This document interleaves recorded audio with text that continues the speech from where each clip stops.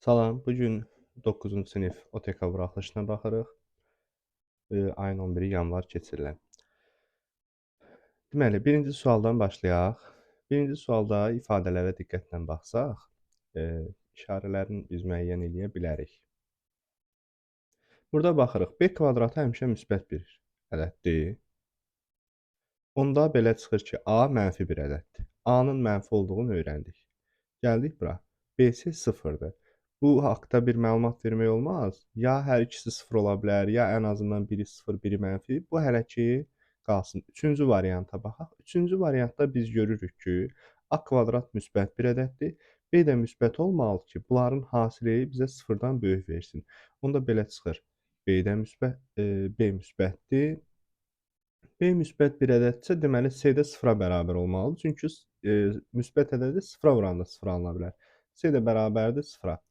Onda A kiçikdir C-dən, o da kiçikdir B-dən. Cavab olur C variantı. 32-ci sual. Rəqəmləri müxtəlif olan ən böyük 3 rəqəmli cüt ədədin. Ən böyük 3 rəqəmli. Deməli, biz bilirik 9, 8, 7. Bu qaydada gedir. Amma bizə nə deyir? Cüt ədədin 9-a bölünməsindən istəyir. 986 rəqəmləri müxtəlif. Ən böyük 3 rəqəmli cüt ədəd 986-dır. 9-a bölünməsindən alınan qalıq istəyir. 9-a bölünmə əlamətini biz bilirik. Rəqəmləri cəmi 9-a bölünürsə, bu rəqəmləri cəmi eləyəcək 23. 23-ü də 9-a böləndə qalıq qalır 5. 9-a böləndə 2 dəfə tam düşür. Qalıq 5 qalır. Cavab olur D variantı. 33-cü sual. ABC bərabər tərəfli üçbucağının BC tərəfi üzərində D nöqtəsi götürülmüşdür. Gəlin şəkli çəkək. Bir ABC bərabər tərəfli üçbucağının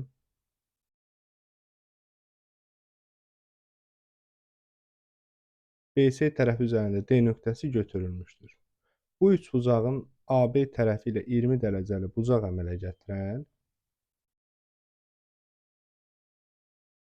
deməli, buralarda bir yerdə bir nöqtə götürək. Çünki AB ilə 20 dərəcəli bucaq əmələ gətirən AD parçası və BH hündürlüyü. BH hündürlükdür və bura 20 dərəcədir. Buranın 20 dərəcə olduğunu qeyd edək. BH hündürlüyü K nöqtəsində kəsir. Kəsişdiyi nöqtəni də K deyək. AKB bucağını istəyir bizdən. Bizdən istədiyi bu bucaqdır. Biz bilirik ki, bərabər tərəfli üçbucaq dediyinə görə burada BH həm hündürlükdür, həm mediandır, həm tənböləndir. Ona görə bərabər tərəfli üçbucağın bütün bucaqları 60 dərəcə olduğuna görə biz buranı deyə bilərik 30 dərəcə. Buranın 30 dərəcə olduğunu biləndən sonra 20, 30. Bir yerdə edir 50. Axı bu da bir üçbucaqdır. Baxın. 50 dərəcə. 180-dən də 50 çıxanda qalır 130. Belə də görmək olar. Və yaxud da bura 20 dərəcədirsə, bura olacaq 40 dərəcə, bura 90 dərəcə. Yenə üçbucağın xarici bucağının xassəsi və yaxud da belə istifadə etmək olar. 40 dərəcə bura, 90 dərəcə bura qalır 50 dərəcə. Bura 50-dirsə, bu da onun qonşusudur. Cavab yenə də 130 tapmaq olar. Davam edirik. Növbəti sual 4.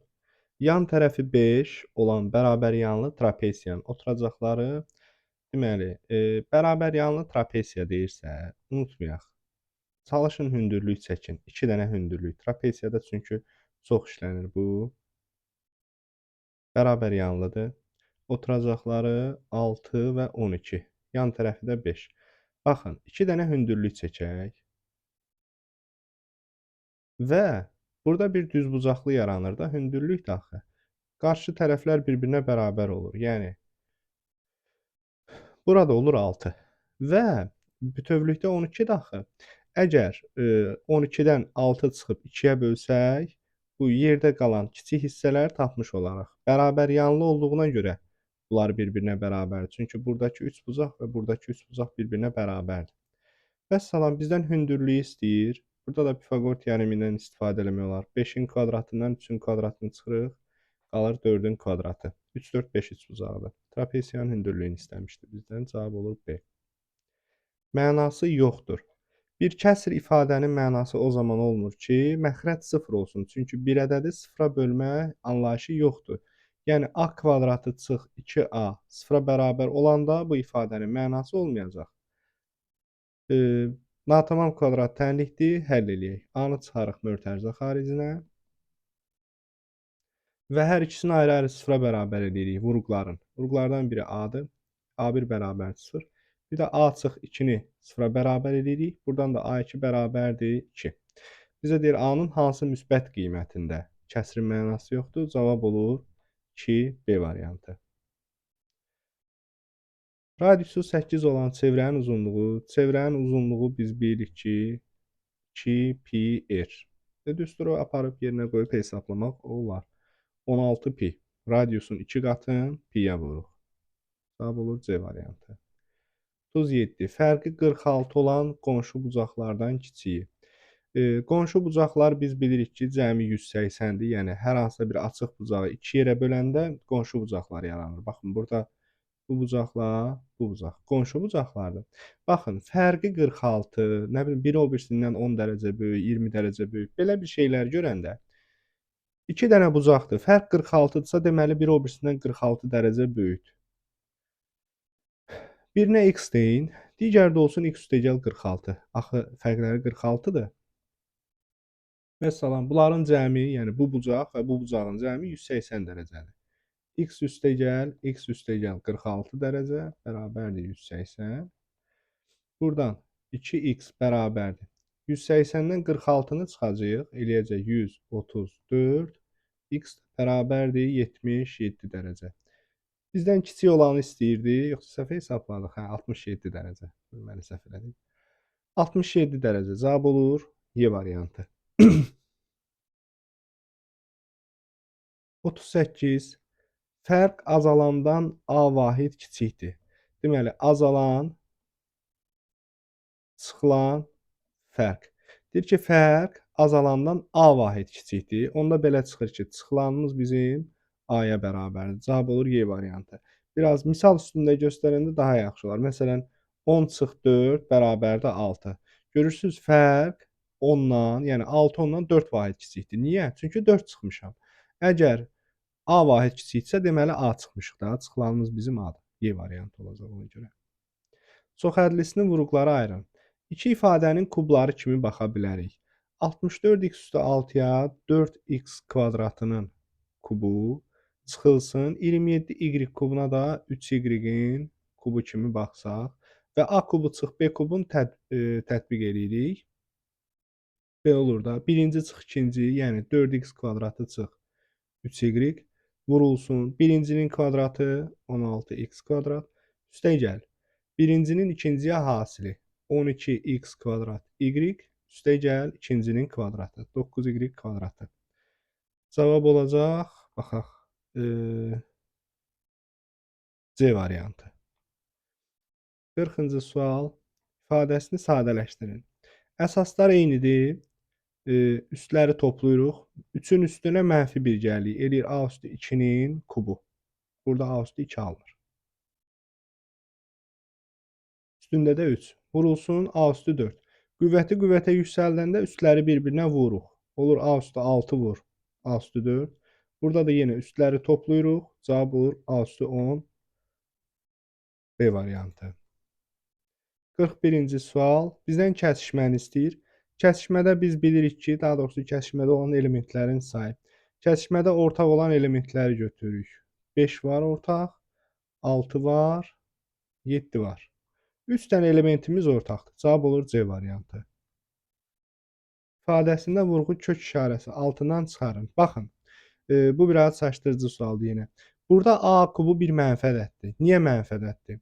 İkinci dərəcədən kök altında mənfinin mənası yoxdur. Yəni, həqiqət çıxmır kökün xaricinə.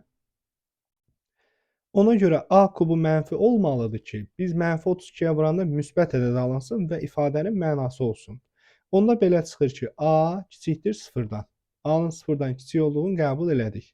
Yəni, kökün altında saxlayanda biz bir ifadəni diqqətli olmalıyıq. Bax, yazırıq belə bir ifadə. -32-nin əvəzinə yazaq 16 vurulsun A-nın kvadratı. Nəyə görə? Bu ikisi çölə çıxacaq. Vurulsun -2, -32 daxil. Vurulsun A. Nə olacaq? Baxın, bu çölə çıxanda 4A kimi çıxartsaq, baxın, belə qaydada yazsaq. 4A -2A. Axı, kökün xaricində mənfi çıxmaz, amma A -1 ədəddir. A-nın sıfırdan kiçik olduğunu qəbul eləmişik, yəni bizə bildirib. Burada bu -4 olmalıdır ki, -4'ü -1 ədədə vuraq. Yenə deyirəm, A-nın görünməz bir mənfisi var. -1 ədədə vuraq, həmin ədəd müsbətləşsin. Ona görə də kök altında da -1 A mənfidir, yəni -2-ni mənfi ədədə vuranda müsbətləşəcək, mənası olsun deyə. Cavabımız buna görə olacaq Y variantı. 43. Meyvə qurudulduqda kütləsinin 60%-ni itirir. 12% meyvə qurusu almaq üçün nə qədər təzə meyvə lazımdır? Baxın, 60%-ni itirirsə, deməli 40%-i qalır. Və qalan 40% nəyə bərabərdir? 12-yə. İndi nə qədərsə meyvə götürüblər, bunun qurudublar, 40%-i əldə qalandır. Və bu 12-yə bərabərdir. Bizə deyir, həmin meyvənin miqdarını tap. 40%-i 12-dirsə, 100%-i x. Tənasüb qrup həll eləmək olar. Buradan da məlum məsələdir. Bu 2,5 dəfə artıb, bu da 2,5 dəfə artır. X bərabər olur 30-a. Cavab olur A variantı. Belə də yazmaq olar. Bir də, bax, biz deyirik 40%-i 12 olan ədəd. Nəyinsə 40%-ni tapanda 0,4-ə vururuq. 0,4x bərabərdir 12. Buradan da yenə x-i tapanda 12-ni bölürük 0,4-ə. Surəti məxrəci 10-a vuraq. Bu da bərabərdir. Yenə də 30 cavabını alırıq. Həm elə, həm də belə. Cavab burada oldu 30. 30-un 60%-ni çıxsaq, 30-un 60%-i edir 18. 12 kiloqram meyvə qurusu alınacaq.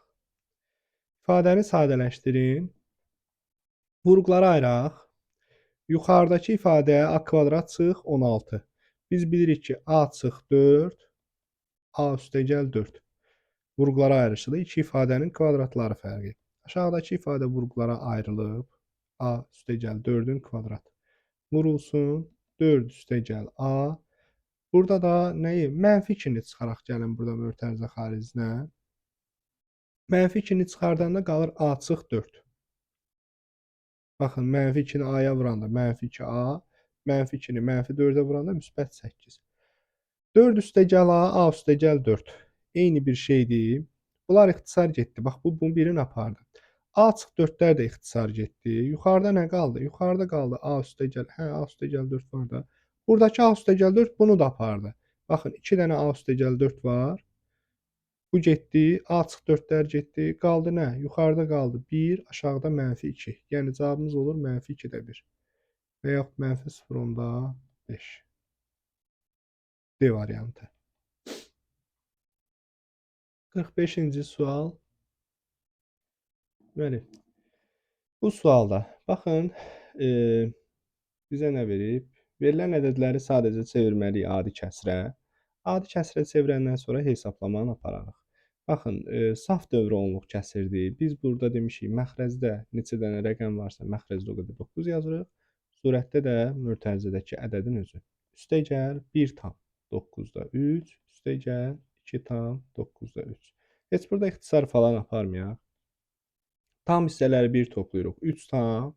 Onsuz da məxrəcləri eynidir bunların. Bunları toplayanda da deyir 9-da 9. 9-da 9 da 1 deməkdir axı. 1. Həmin 1 ilə də 3-ü toplayırıq. Cavab olur 4.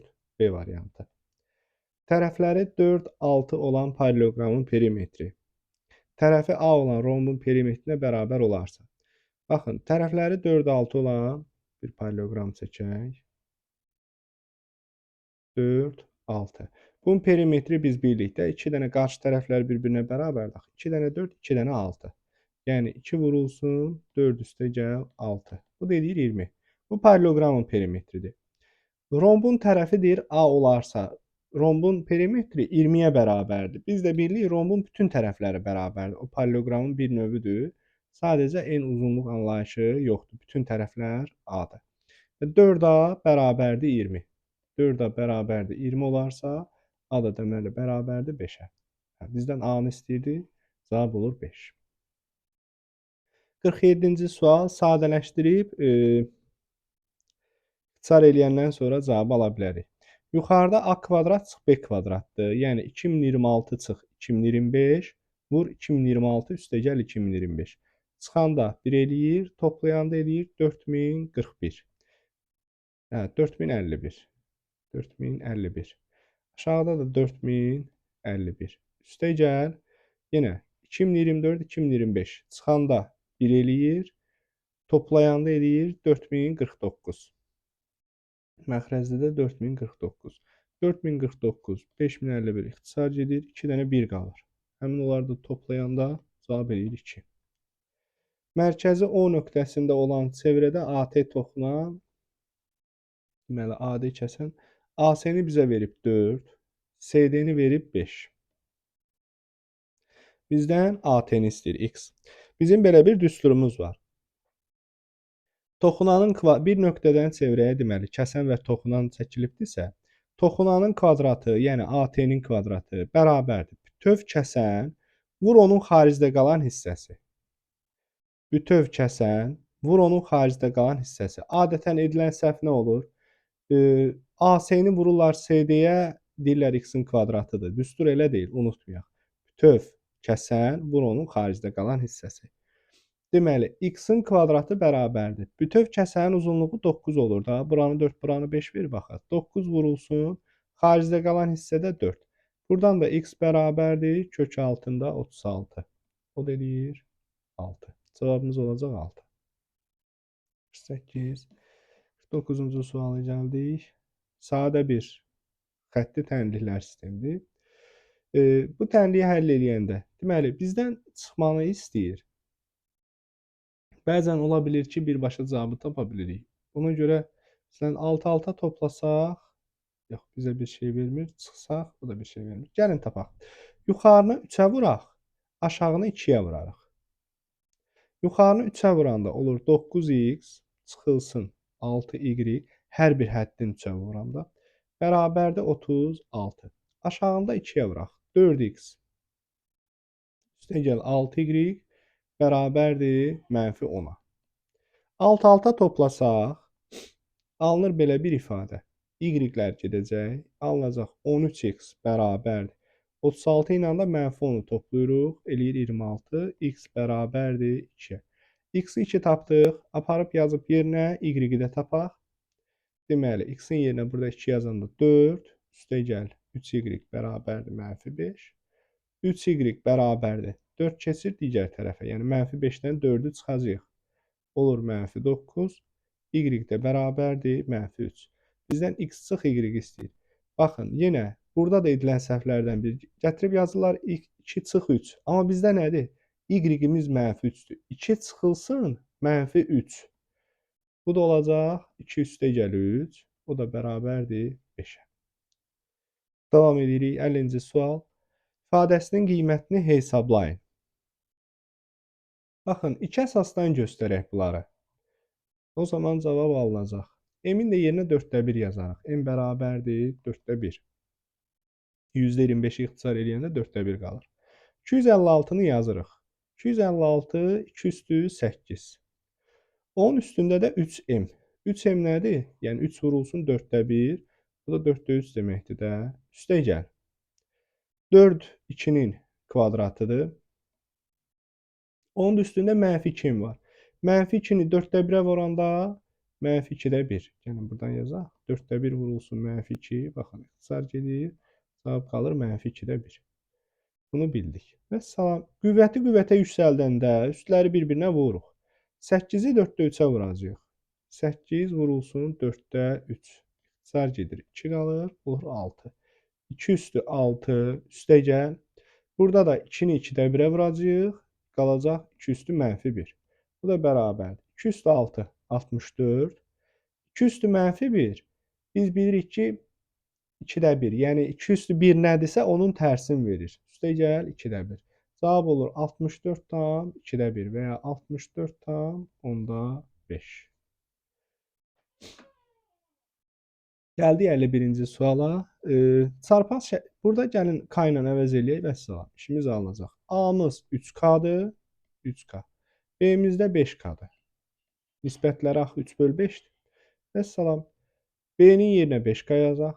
5K bölünsün. Aşağıda nədir? B çıx A. Yəni 5K çıxılsın 3K. O da bərabərdir.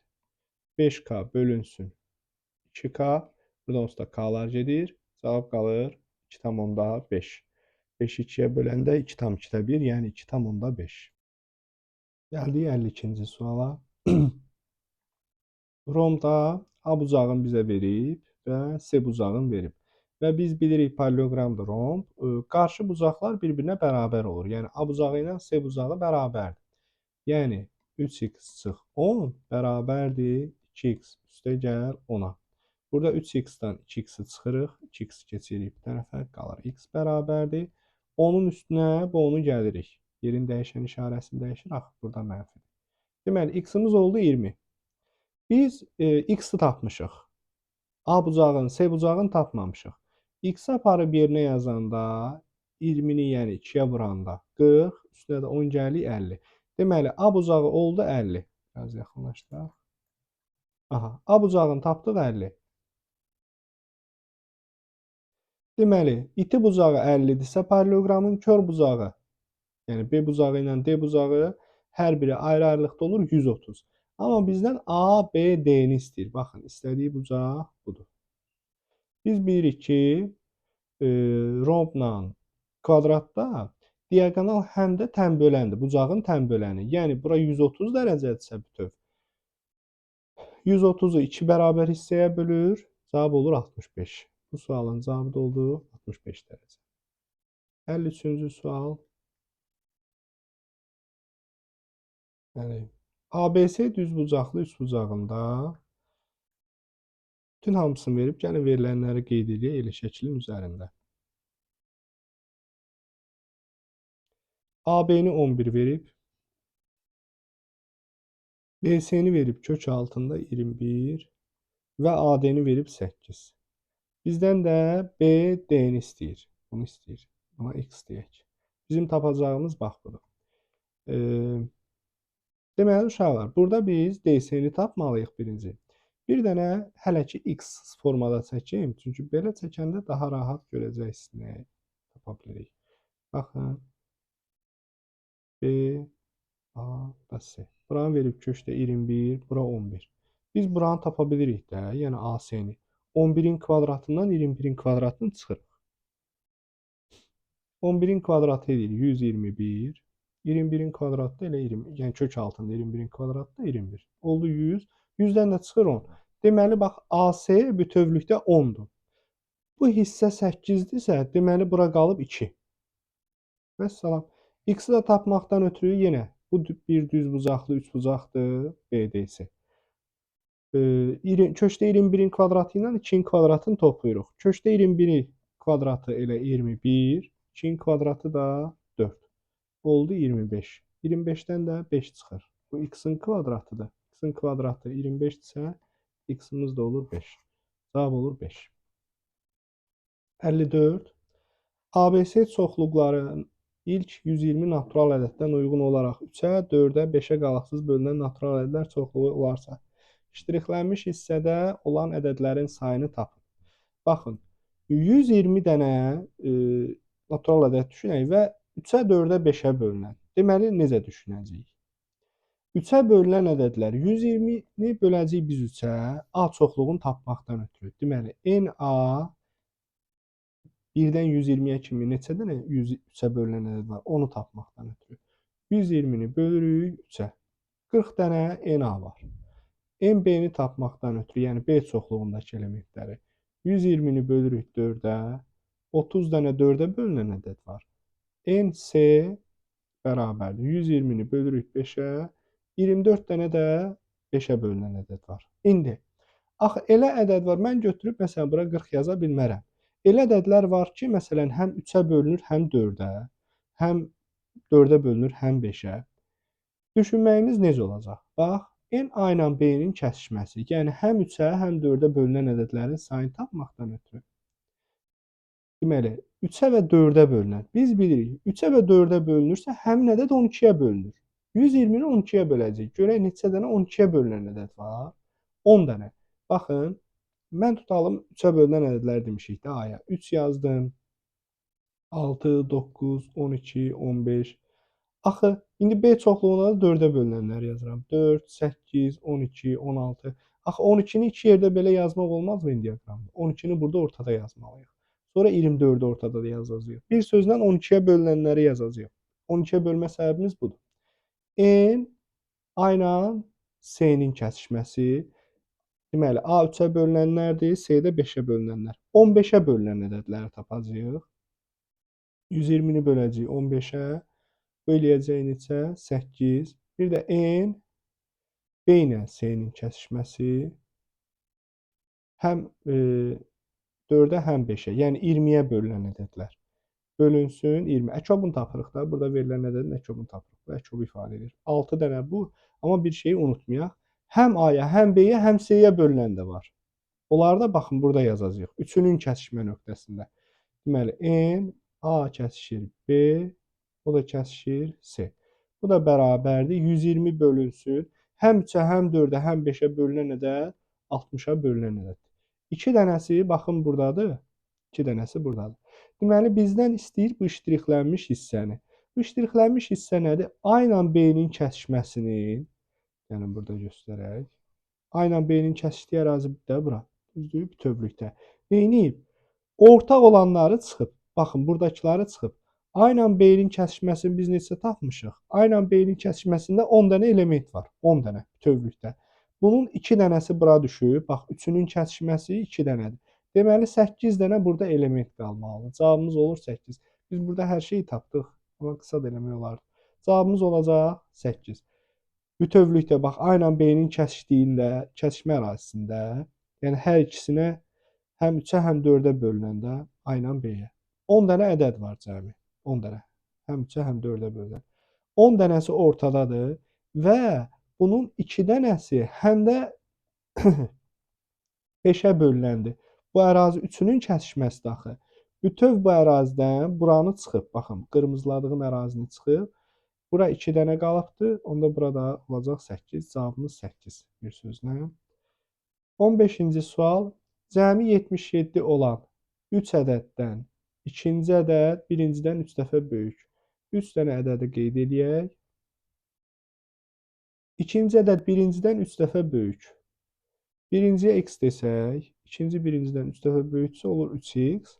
Üçüncüdən isə 7 vahid kiçikdir. İkinci ədəd üçüncüdən 7 vahid kiçikdir.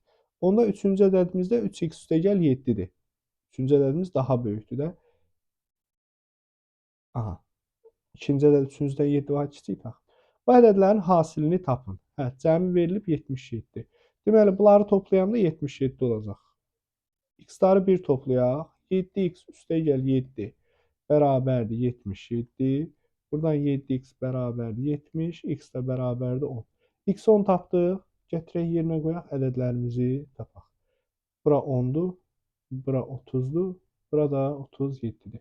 Bizdən bu ədədlərin hasilini istəyir. 30-u 37-yə vuranda 1110 eləyəcək. Bunu təzədən yenə 10-a vuranda eləyəcək 11100. Cavabımız olur 11100. Məncə bu qədər. Suallar ümumilikdə çətin olmayıb. Çətin demək olmaz. Burada biraz maraqlı sual 54-cü sual idi. Qalan suallar standart şablon suallara bənzəyir. Düstur 48-ci sual, 52-ci sual çox asan, 51-ci sual çox asan, 47 asan, 46, biraz da bəlkə 50-ci sual, 49, 45. Suallar ümumilikdə çox asandır, çox. Yəni, buraxılışa burada bir-iki dənə daha çətin suallar olsaydı, lap əla olardı. Yəni, yaxşı bir nəticə göstərmək olar bu sınaqdan.